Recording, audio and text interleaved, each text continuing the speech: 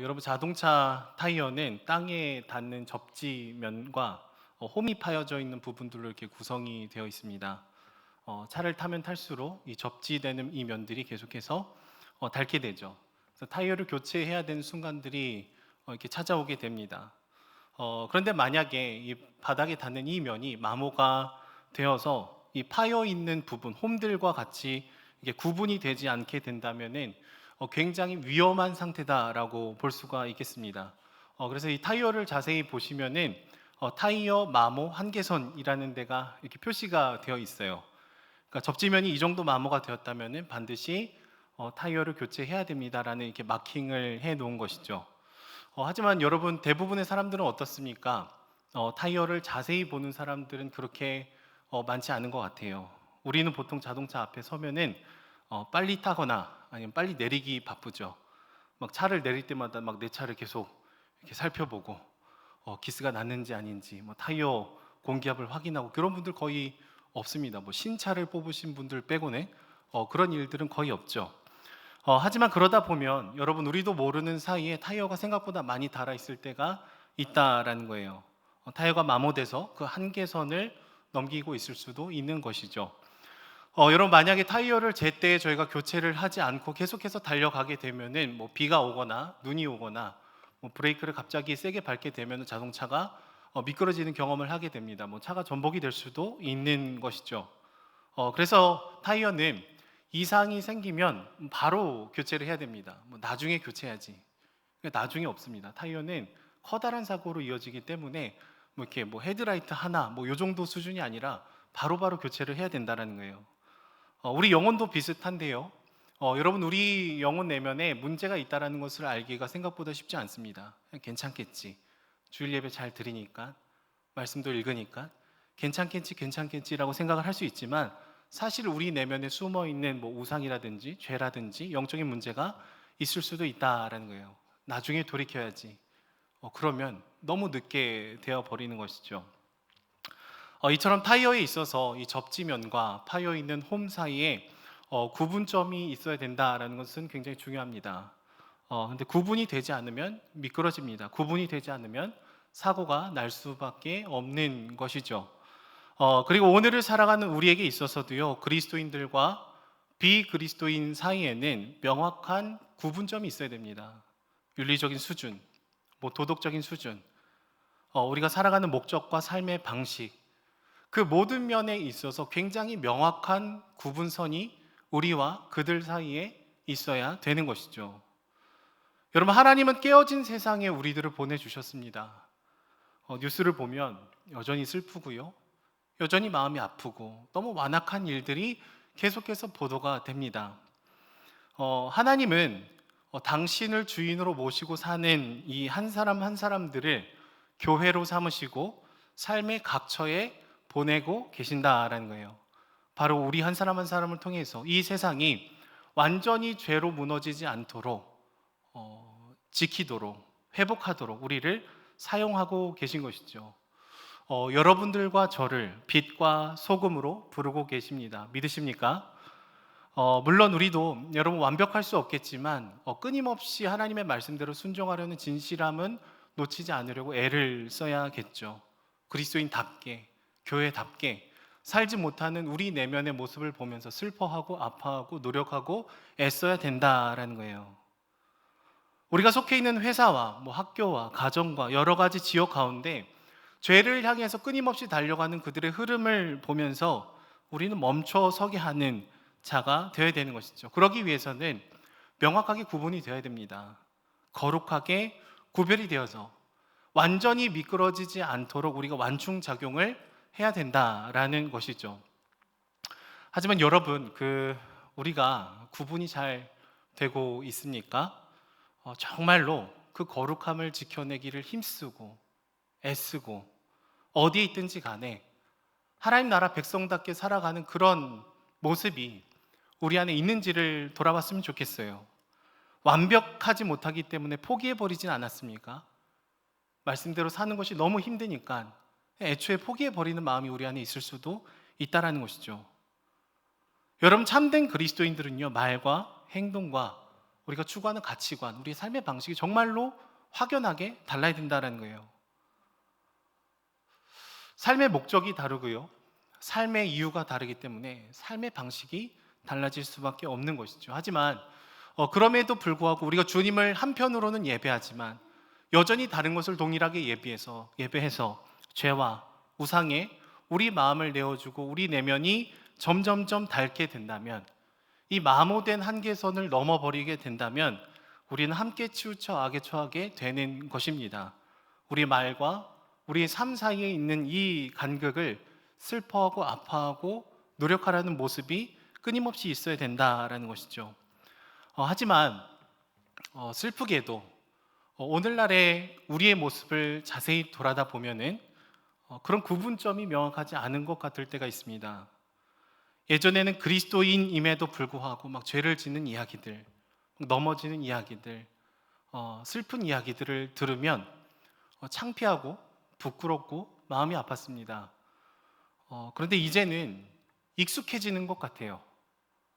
또 그랬구나. 또 목회자가 넘어졌구나. 또 그랬구나. 교회를 다님에도 불구하고 그 업계에서 사용하는 그 관행을 또 그대로 따라갔구나. 그런 이야기들을 저희가 한 번, 두 번, 세 번 듣다 보면은 이 포기라는 감정이 들어오게 되는 것이죠. 슬퍼하지도 못하는, 절망조차 하지 않는 절망.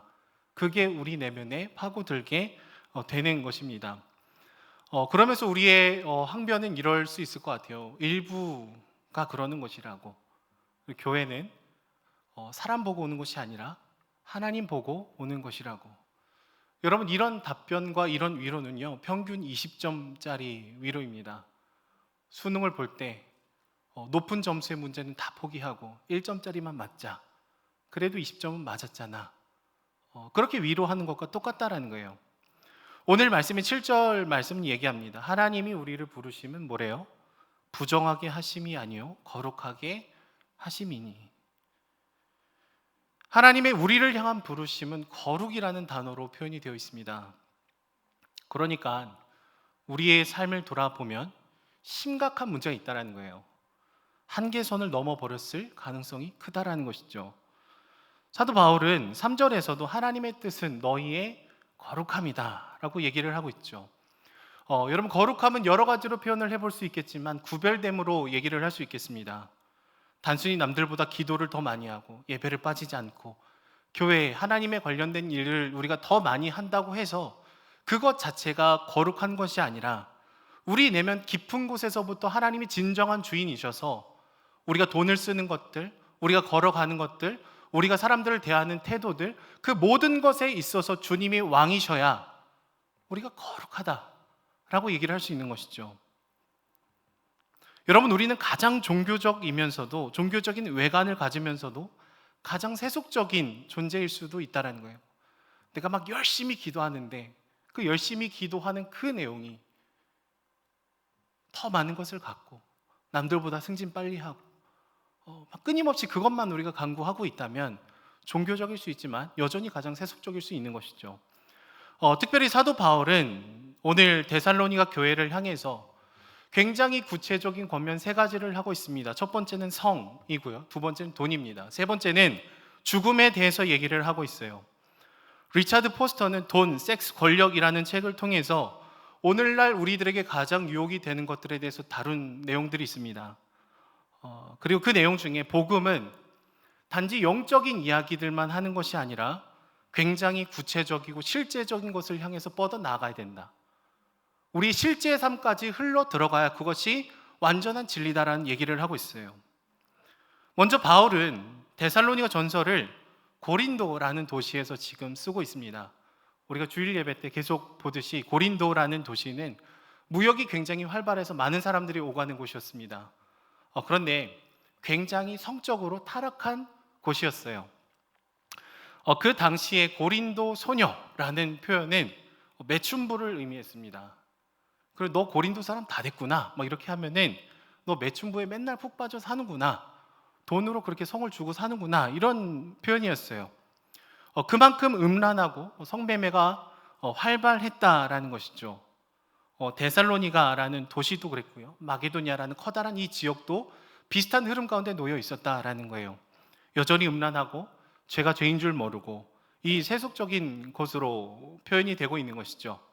하지만 여러분, 하나님은 바로 그곳에 굉장히 음란하고 죄에 가까운 그 지역에 거룩한 성도들을 부르고 계시고 교회를 세워 나가고 계신 것이죠. 이것이 바로 이 땅 위에 세워진 하나님의 나라, 하나님의 공동체라고 볼 수가 있겠습니다. 그것이 음란하니까 막 구분해서 저쪽으로 가서 우리들끼리만 모여서 살자 이렇게 얘기하신 것이 아니라 가장 죄에 가까운 그곳에 거룩한 주의 백성들을 부르고 세우고 구별된 삶을 살기를 원하셨다라는 거예요. 우리를 죄로 가득한 공간에 불러주시는 이유는 선으로 악을 이기는 삶, 그런 대안적인 공동체로 이렇게 살 수 있다는 것을 눈으로 보여줘라 라는 요청인 것이죠. 특별히 4절 말씀을 보시면 거룩함과 존귀함으로 자기 아내 대할 줄을 알아라 뭐 이렇게 표현이 되어 있는데요. 이 아내라는 단어는 몸이라는 단어로도 이렇게 번역을 해볼 수가 있습니다. 번역을 바꿔보면은 거룩함과 존귀함으로 자기 몸을 절제할 줄 알아라 이렇게 번역을 해볼 수도 있겠어요. 여러분, 성적인 죄를 짓는다는 것은 첫 번째 자기 몸을 함부로 여기는 것입니다. 남의 몸도 함부로 대하는 것이죠. 사람은 하나님의 형상이라는 인식 없이 사람의 몸을 사물화, 그래서 상품화하는 것이죠. 영어로 뭐 you라고 부르지 않고 it이라고 부르는 겁니다. 그 사람의 인격을 생각하는 것이 아니라 내 쾌락을 만족시켜줄 어떤 도구로 그 사람의 가치를 전락시켜 버리는 것이 성적인 죄의 본질이다라는 거예요. 여러분, 어찌되었든 하나님을 실제로 주인으로 모시는 사람은 자신과 타인의 몸을 소중하게 여겨야 될 그런 특징이 있다라는 것이죠. 건물이 교회가 아니라 성령께서 거하시는 내 몸이 거룩한 성전이다 라고 고백하는 그리스도인들은 거룩함과 존귀함으로 절제를 합니다. 내 몸을 절제를 하는 것이죠. 주님의 말씀에 순종하게 하는 거예요. 그런데 여러분, 우리가 살아가는 도시는 어떨까요? 우리가 살아가는 터전 어떻습니까? 남양사거리만 가도 택지만 가더라도 몸을 함부로 사용할 수 있는 장소들이 굉장히 많은 것 같아요. 가보진 않았지만 차를 타고 지나가 보면 이 남양사거리에 그 이슬람 사원이 있잖아요. 모스크가 있는데 거기 바로 위에 뭐가 있을까요? 삼천궁녀 막 이렇게 해서 막 단란주점이 있어요. 택지에도 막 커다란 술집들이 굉장히 많습니다. 저 낮에 갔을 때는 몰랐는데요. 밤에 잠깐 뭐 스타벅스에서 누굴 만날 일이 있어서 갔는데 주차할 자리가 없는 거예요.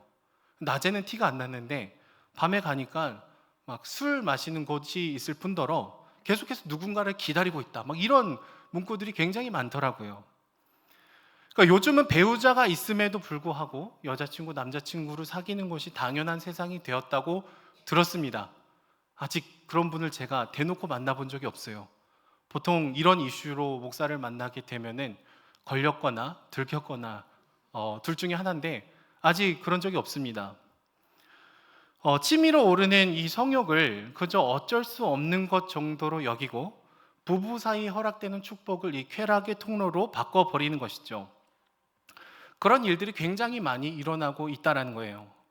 우리가 보는 드라마, 뭐 영화 막 이런 것에도 외도를 하는 그런 플롯들이 굉장히 많이 있습니다. 굉장히 당연한 소재가 되어 버린 것이죠. 유튜브 컨텐츠를 보더라도 여러분 몇 개의 검색어만 쳐봐도 정말 그 어른들이 뜨악할 만한 내용들이 굉장히 많이 올라와 있습니다. 우리 청소년 아이들이 스마트폰만 있으면은 계속해서 접근이 가능한 것이죠. 오늘 이 설교를 들으시는 분들은 여러분들의 자녀들이 뭘 구독하고 있는지를 잘 살펴보세요. 거기에 100% 뭔가가 나올 수도 있습니다. 하지만 오늘 6절 말씀을 보시면은요, 이런 성적인 죄를 짓는 대상에 대해서 주님께서 어떻게 얘기를 하고 계십니까? 주께서 신원하여 주신다 라고 얘기하고 있어요.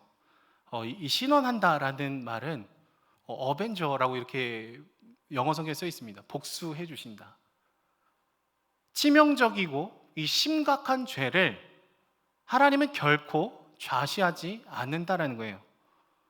여러분, 실제로 이 성적인 죄는 굉장히 파괴적입니다. 한 번 넘어지면 우리 삶의 대부분이 무너져 내려요. 얼마나 잘 살아왔든, 내 인격이 얼마나 좋았든 한 번에 무너져 내려버리는 모습들이 있습니다. 모든 관계를 깨트려요. 사랑하는 아내, 장인어른, 장모님, 자녀들, 내가 알고 아는 그 모든 사람들의 관계를 깨트리고 이 수치스러움으로 만들어 버리는 것이죠. 예전에 제가 초등학생 때 저희 형님이 제 머리에 껌을 붙였던 적이 있습니다. 자고 일어났더니 여기 오른쪽 뒤쪽에 이 껌이 붙어 있는 거예요. 제 생각엔 두 가지 중에 하나입니다. 고의로 그런 건지 아니면 일부러 그런 건지 둘 중에 하나인 것 같아요. 머리에 붙은 껌을 떼려면 어떻게 해야 될까요? 막 껌만 떼면 떼집니까? 전혀 안 떼져요. 제 간증으로는, 제 경험으로는 다 밀어야 돼요. 껌이 요만큼 붙었는데 요만큼 밀면 결국 머리 전체를 다 밀어야 됩니다. 그런데 여러분, 우리 죄가 그렇다는 거예요. 성적인 죄를 한 번 지으면 그냥 그것만 돌이키면 되겠지. 그게 아니라 진짜 우리 인생의 대부분을 완전히 파괴하는, 뜯어버려야 되는 그런 결과가 맺어지게 된다라는 것이죠. 만약에 여러분 누구에게 말하지 못했지만, 아직 들키지 않았지만 이 성적인 영역에 있어서 하나님 앞에 부끄러움이 있다면 여러분 지금 돌이키셔야 됩니다. 구분점이 잃어버린 사람이 있다면 회개하십시오. 주님은 신원하신다고 했어요. 숨겨있던 죄를 드러나게 하십니다. 어떤 방법이로든. 그리고 그 죄를 선택한 우리의 선택이 굉장히 황폐한 결과로 맞이하게 주님이 우리를 내버려 둘 때도 있다라는 거예요. 이 죄를 끊지 않으면 나는 살 수 없습니다라는 그 심정으로 끊어내고 성령의 도우심을 구해야 되는 것이죠. 아무도 뭐라고 하지 않지만 굉장히 애매하고 은근하게 선을 넘는 것들, 즐기는 것들, 그런 잘못된 설레임이 있다면 여러분, 그것은 이미 죄가 시작되었다라고 보시면 됩니다. 우리가 거기서 돌이켜야 된다라는 거예요.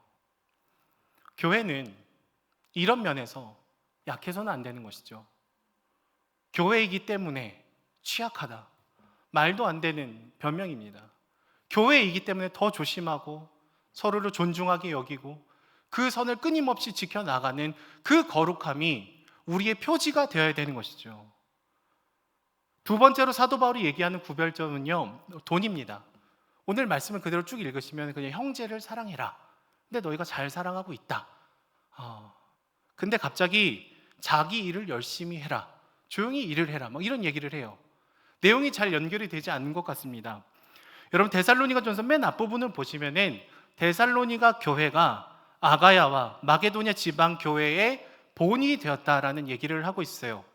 근데 고린도 후서 8장의 말씀을 보시면은 마게도냐 사람들은 바울로부터 이렇게 칭찬을 받습니다.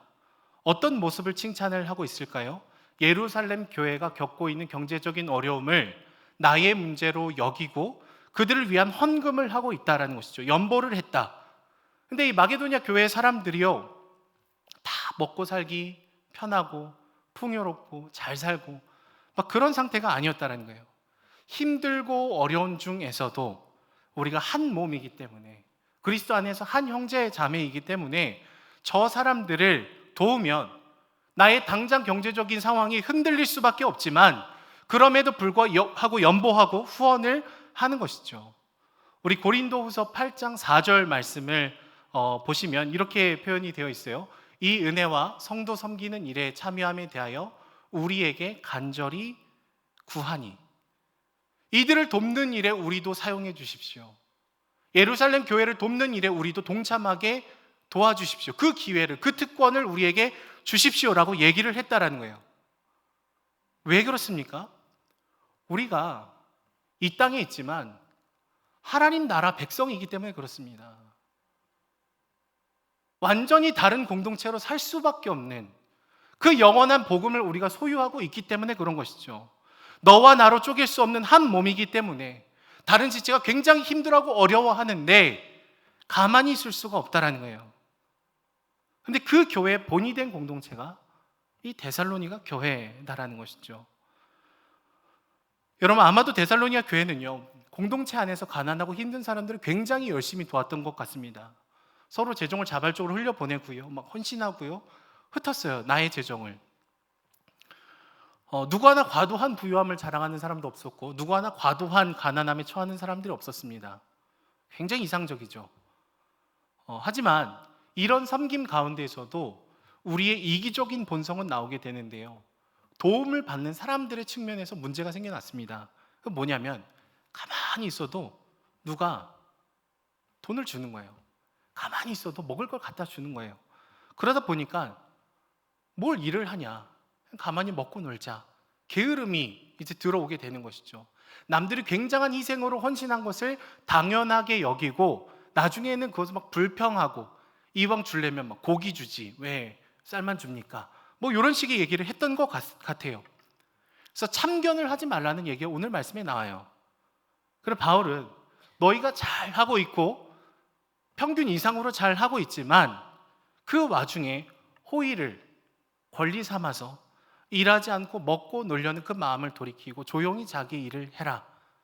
서로를 감당할 수 있는 애씀을 해라. 그리고 서로의 삶을 돌보는 이 삶을 잘하고 있지만, 말할 것이 없지만 더 잘하자라고 얘기를 하고 있다라는 것이죠. 우리가 주목해야 되는 것은 누군가가 마음을 쉬고 놀 수 있을 만큼 서로를 책임지는 공동체성이 있다는 거예요. 굉장히 놀라운 일이죠.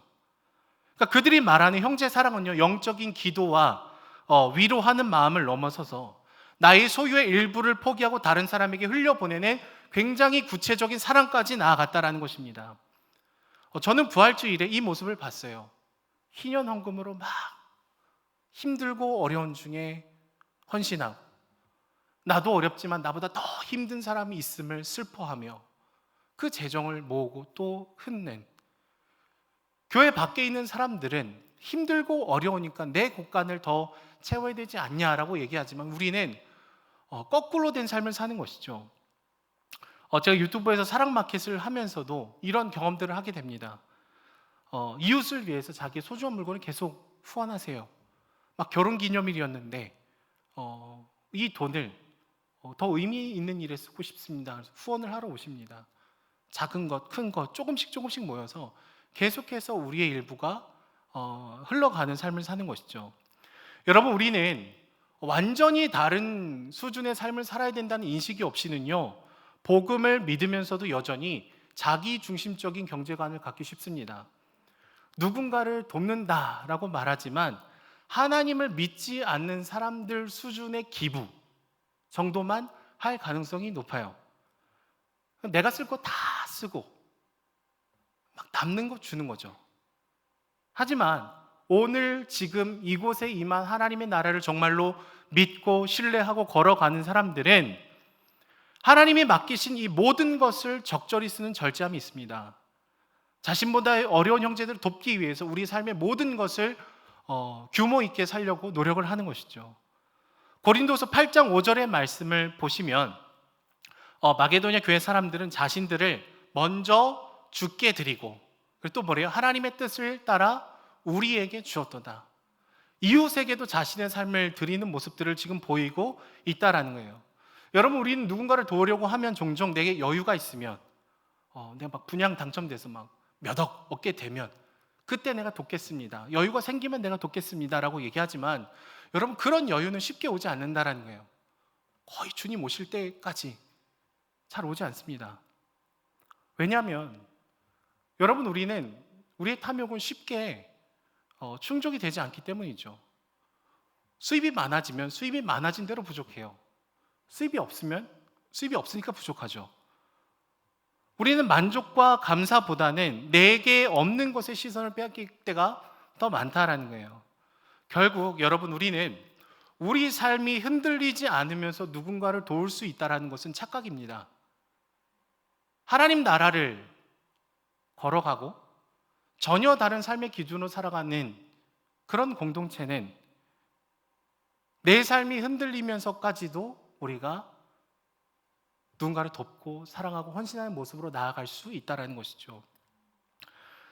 제가 새 아이의 아빠가 되고서는 누군가를 돕는 데 굉장히 소극적이어지는 것을 보게 됐습니다.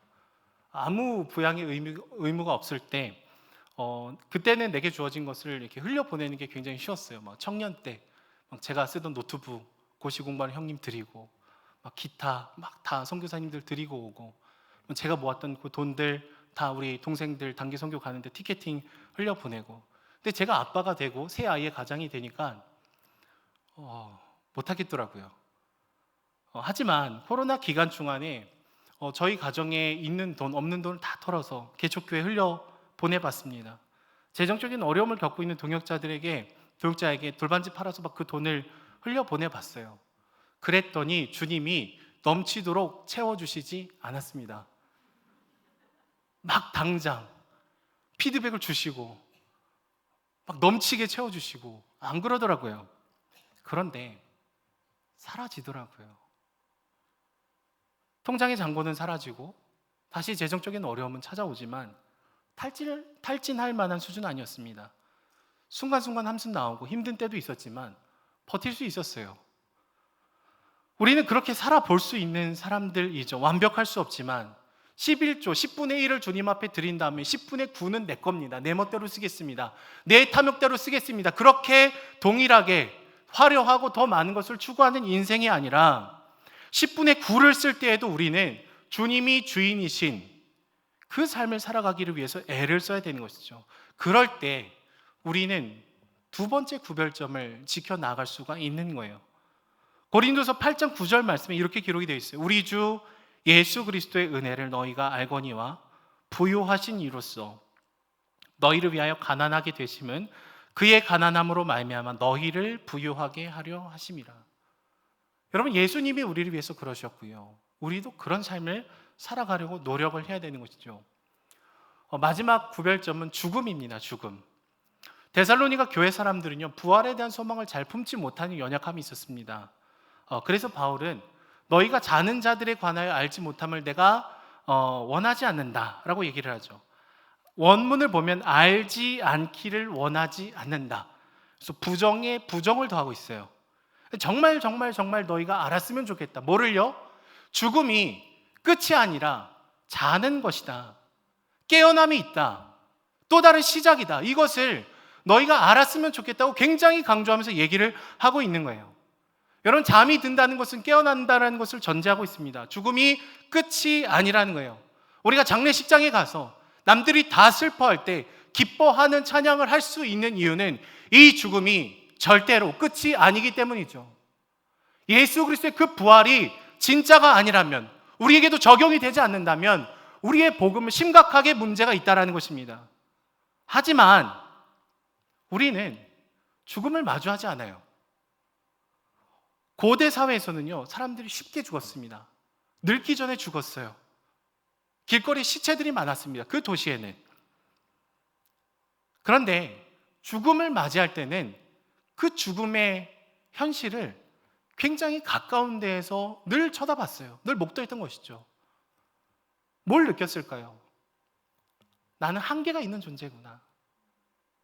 나는 유한한 존재구나. 끝이 있는 존재구나.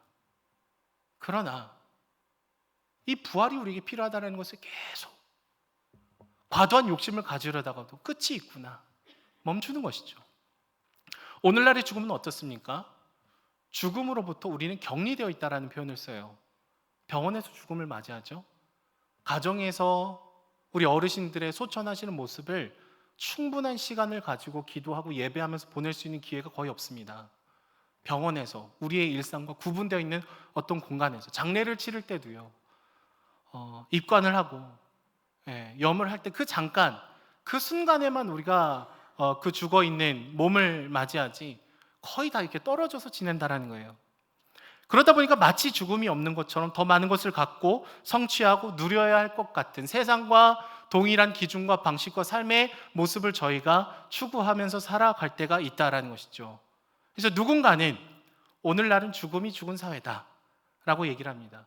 근데 여러분, 이 세 번째 지점을 놓치면 이 첫 번째, 두 번째 지점도 같이 놓치게 되는 것 같아요. 마치 하나가 아프면 합병증이 오듯이 죽음을 잊으면 이 땅에서의 삶이 전부에서 더 많이 가져야 될 것 같은 그런 불안함이 우리 안에 엄습하게 되는 것이죠. 그냥 즐기자. 그 쾌락을 추구하게 되는 것입니다. 주 안에 사랑하는 여러분, 구분되고 구별되기를 소망하십니까? 하나님이 우리를 향한 부르심은 오늘도 유효합니다. 고린도 도시에 있었던 그 성적인 죄의 문제들, 돈을 향한 갈망들, 죽음을 잃어버리고 살아가는 그 동일한 이슈들이 오늘을 살아가는 우리들에게도 여전히 유효한 질문을 던져주고 있다는 거예요. 성과, 돈과 죽음 앞에서 믿지 않는 사람들과 다를 바 없는 인생을 살아가는 것이 아니라 전혀 다른 삶의 방식을 걸어가야 되는 것이 저와 여러분들인 것이죠. 주 안에 사랑하는 여러분, 여전히 우리는 발을 딛고 이 땅에서 살지만 죄가 가득한 세상을 우리가 거룩하게 걸어가야 되지만 이곳에서 우리가 구별되고 진실한 공동체로 서로가 서로를 위해서 기도하고 이 거룩함을 지켜나가는 저희들이 되기를 소망합니다.